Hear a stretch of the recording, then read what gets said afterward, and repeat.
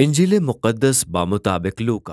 पहली वीडियो में हमने देखा कि लूका ने यूहन्ना इस्तबागी और यसू की तस्वीर कशी इसराइल की कहानी और पुराने अहदनामे के सहाइफ में बयान करता खुदा के वादों की तकमील के तौर पर की। फिर हमने देखा कि यसू अपने मिशन का आगाज करता है और इसराइल में खुदा की बादशाही की खुशखबरी लाता है, जो समाजी तौर पर कमतर हैसियत वालों और बाहर वालों के लिए थी। और यसू ने तालीम दी कि उसकी बादशाही अलग किस्म की है, ये हमारी तमाम समाजी अक़दार के उलट है। इस हिस्से के इख्तिताम में लूका ने हमें दिखाया कि यसू किस तरह नया मूसा है जो यरूशलेम में अपनी मौत के जरिए नया खुरूज लाने वाला है। और इस तरह हम किताब के बड़े मरकजी हिस्से में आ जाते हैं, जहां यसू अपने नए तश्कीलशुदा इसराइल को यरूशलेम के सफर पर ले जाता है। किताब का यह हिस्सा बुनियादी तौर पर यसू की तालीम और तमासील पर मुश्तमिल है, जो सरे राह मिलने वाले मुख्तलिफ लोगों और बुनियादी तौर पर उसके शागिर्दों की बढ़ती हुई जमात के लिए दी गईं।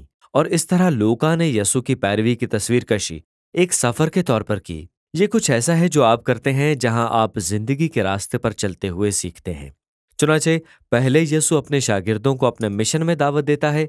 जब वो उनमें से एक गिरोह को खुदा की बादशाही की मनादी के लिए अपने आगे भेजता है, तो शुरू ही से यसू के शागिर्द होने का मतलब उसकी बादशाही के मिशन को अपना बनाकर उसमें हिस्सा लेना है। और जब यसू के शागिर्द वापस आते हैं, तो फिर वो दुआ करने और खुदा की तरफ से मुहैया किए जाने पर भरोसा करने की तालीम देना शुरू करता है। लूका के नवाब में यसू किसी भी और जगह अपनी तालीम की निस्बत यहाँ पर पैसों, माल व असबाब और सखावत के मुतालिक ज्यादा बात करता है।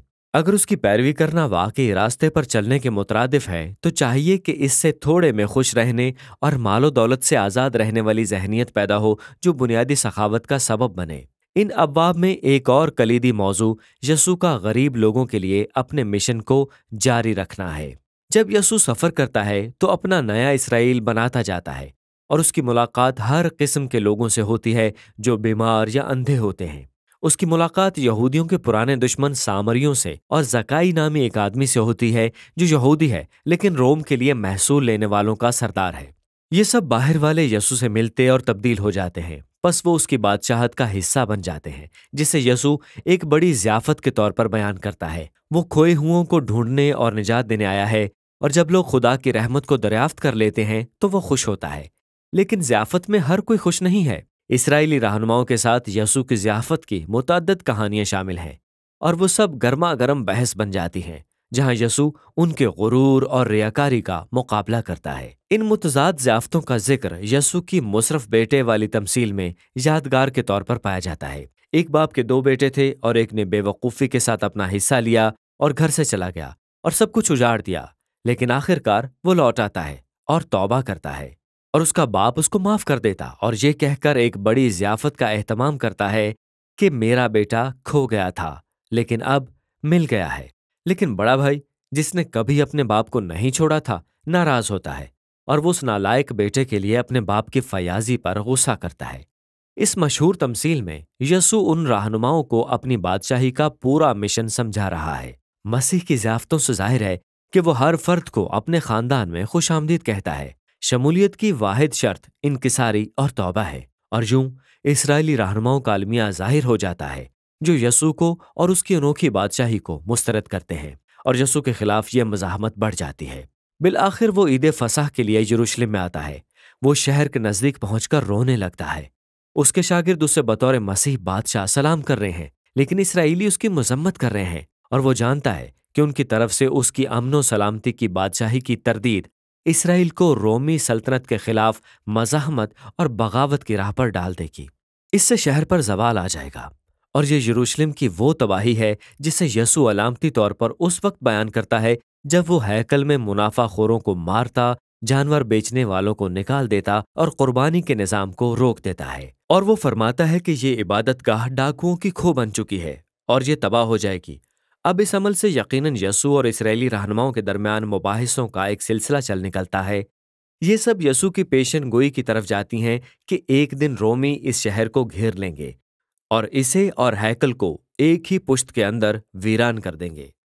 इसके साथ यसू अपने शागिर्दों के साथ फसह मनाने की गर्ज से चला जाता है। ये एक बर्रे की मौत के जरिए इसराइल की गुलामी से रिहाई के मुतालिक सालाना अलामती खाना है, और इस तरह यसू खाने की रोटी और मै को इस नए खुरूज की नई अलामात में बदल देता है। اس کا زخمی بدن اور بہا ہوا خون یسوع کے نئے اسرائیل کو رہائی دلائے گا۔ کھانے کے بعد یسوع گرفتار ہو جاتا ہے اور اس کو یہودی سرداروں کے سامنے پیش کیا جاتا ہے، اور پھر اس پر مقدمہ چلایا جاتا ہے کہ یہ بادشاہ ہونے کا دعوے دار ہے، اور لوکا یسوع کی بے گناہی پر زور دیتا ہے۔ پلاطس رومی گورنر یسوع کو ان کے حوالے کرنے سے پہلے 3 بار دعویٰ کرتا ہے کہ یسوع بے گناہ ہے۔ گلیل کے حکمران ہیرودیس کو بھی یسوع کا کوئی جرم نہیں ملا تھا، لیکن رہنماؤں نے پلاطس کو مجبور کر دیا اور اس طرح اسے مصلوب کر دیا گیا۔ لیکن یسوع اپنی دردناک موت میں بھی خدا کی محبت اور رحم کا مجسمہ بنا رہا، جس کی اس نے تعلیم دی تھی۔ سپاہیوں نے جب اسے مصلوب کیا تو اس نے خدا سے کہا کہ ان کو معاف کرے، اور پھر جب اس کے ساتھ مصلوب ہونے والے 2 ڈاکوؤں میں سے ایک نے یہ جان لیا کہ وہ اصل میں کون ہے، تو وہ کہتا ہے کہ جب تو اپنی بادشاہی میں آئے تو مجھے یاد رکھنا۔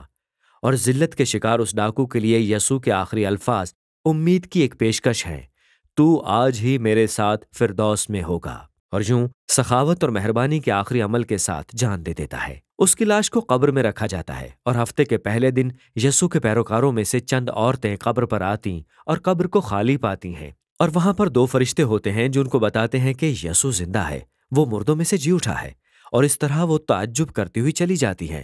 اور اسی جگہ پر لوقا اپنی ایک نہایت خوبصورت کہانی سناتا ہے۔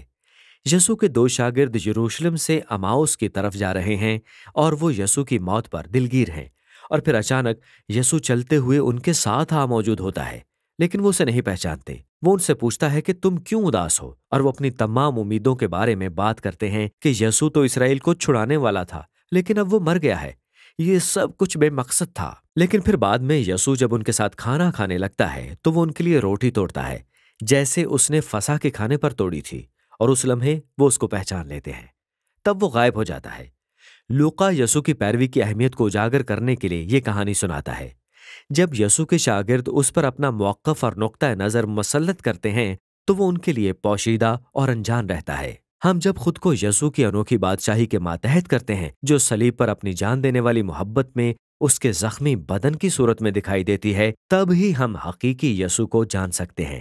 کتاب کا آخری منظر ایک اور کھانے پر مشتمل ہے۔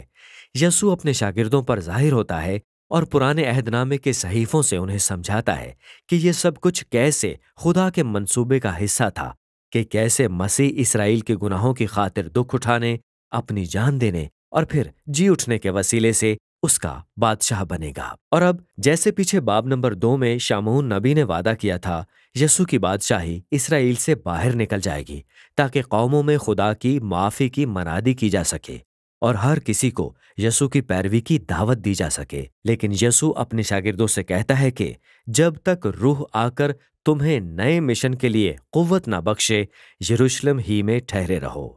اور یقیناً یہ مطالعہ لوکا کی دوسری تصنیف یعنی اعمال کی کتاب میں جاری ملتا ہے، لیکن اب کے لیے یہ انجیل مقدس بامطابق لوکا ہے۔